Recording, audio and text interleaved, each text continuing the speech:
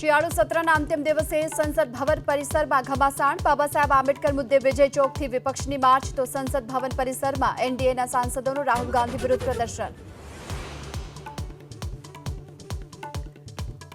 રાજકોટના ઉપલેટા બાદ ધોરાજીમાં દબાણો પર ફરી વળ્યું પ્રશાસનનું બુલડોઝર. જૂનાગઢ રોડથી પાવર હાઉસ અને આંબાવાડી વિસ્તારમાં ગેરકાયદે બાંધકામ હટાવાયા.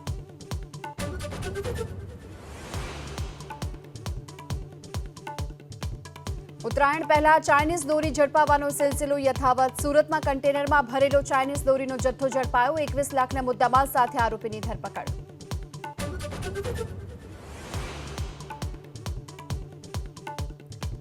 પાટણના સિદ્ધપુરમાં સિંધી કેમ્પ વિસ્તારમાં મકાનમાંથી ઝડપાયો ગાંજાનો જથ્થો.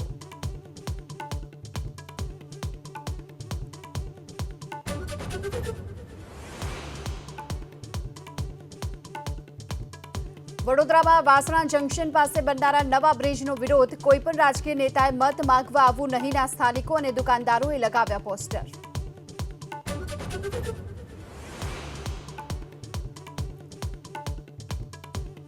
બનાસકાંઠાના સણધર પાસે આર્મીની ગાડીએ બાઇકને ટક્કર મારતા 2 મહિલાના મોત. બાઇક ચાલક અને બાળકી ઇજાગ્રસ્ત હોવાથી સારવાર હેઠળ.